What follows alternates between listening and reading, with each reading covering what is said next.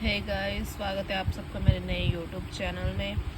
जैसा कि आप जानते हैं, मैंने हाल ही में अपना नया यूट्यूब चैनल शुरू किया है और ये मेरी पहली वीडियो होने वाली है मेरे यूट्यूब चैनल पे।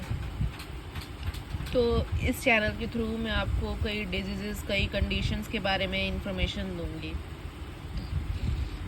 तो जो पहली मैं कंडीशन बताने जा रही हूँ वो है मेनिंजाइटिस। मेनिंजाइटिस आखिर क्या होता है? It is a inflammation of the meninges, जो हमारे स्पाइनल कोड एंड ब्रेन को सराउंड करती है, उसको उसके साइड्स में होती है, उसकी इन्फ्लेमेशन हो जाना मेनिंजाइटिस कहलाता है। और जो मेनिंजाइटिस है उसकी 3 लेयर्स होती हैं। मेनिंजाइटिस की 3 लेयर्स होती है। जो फर्स्ट ऑफ द लेयर होती है वो उसको ड्यूरामेटर कहा जाता है। First dura mater, second is arachnoid matter and third पिया मैटर। ये 3 लेयर्स होती है मेनिंजेस की। एंड जो इन्फ्लामेशन होती है मेनिंजेस में वो आखिर कहाँ होती है? जो सेकंड एंड थर्ड लेयर होती है, इनके बीच में जो स्पेस होता है बिटवीन द आर्कनोइड एंड पिया मैटर, सब आर्कनोइड स्पेस कहा जाता है उसको। पिया मैटर एंड आर्कनोइड के बीच में जो स्पेस होता है उसको सब आर्कनोइड स्पेस कहा जाता है, जो कि कंटेन करता है ब्लड वेसल्स को, जो कि सप्लाई करता है ब्रेन को ब्लड। तो अगर आपको अभी तक सब समझ में आ रहा है या फिर आपको कोई दिक्कत है तो आप कमेंट में करके सवाल पूछ सकते हैं।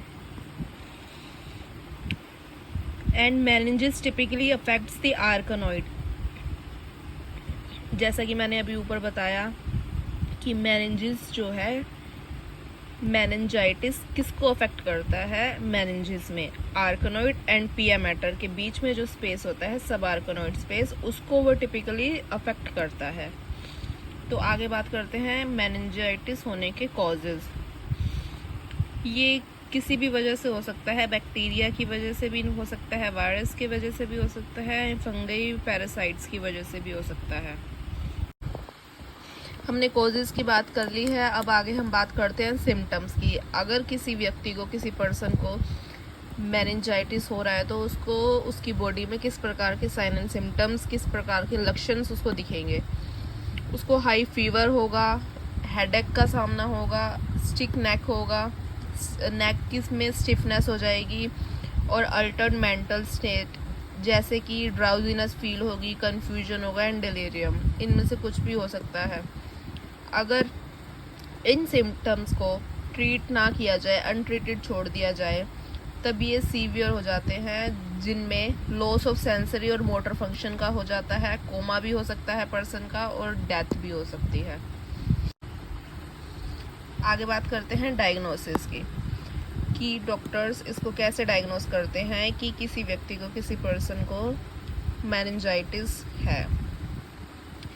जो सेरेब्रोस्पाइनल फ्लूइड होता है, CSF होता है, उसमें बैक्टीरिया की प्रेजेंस अगर है तो मेनिंजाइटिस डायग्नोस किया जाता है।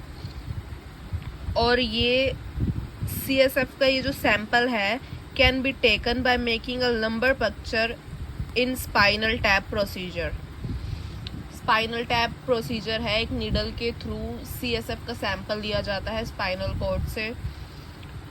उसकी जांच के थ्रू पता लगता है कि हाँ बैक्टीरियल है, बैक्टीरिया प्रेजेंस है CSF में या नहीं। उससे डायग्नोस किया जाता है मेनिंजाइटिस को। अब आगे बात करते हैं ट्रीटमेंट की। अगर बैक्टीरियल मेनिंजाइटिस है तो एंटीबायोटिक थेरेपीज शुरू की जाती है, स्टीरॉइड्स शुरू किए जाते हैं जो इन्फ्लामेशंस होती है उसको रिड्यूस करने के लिए, जैसे कि डेक्सामेथासोन एक एग्जाम्पल है। एंड पेशेंट को मॉनिटर करना चाहिए, ट्रीट करना चाहिए for systemic and neurological complications के लिए। अगर वायरल मेनिंजाइटिस है तो एंटीवायरल थेरेपीज शुरू की जाती है, और फंगल या फिर पैरासिटिक मेनिंजाइटिस है तो एंटीफंगल थेरेपीज शुरू की जाती है। आगे बात करते हैं वैक्सीन्स की।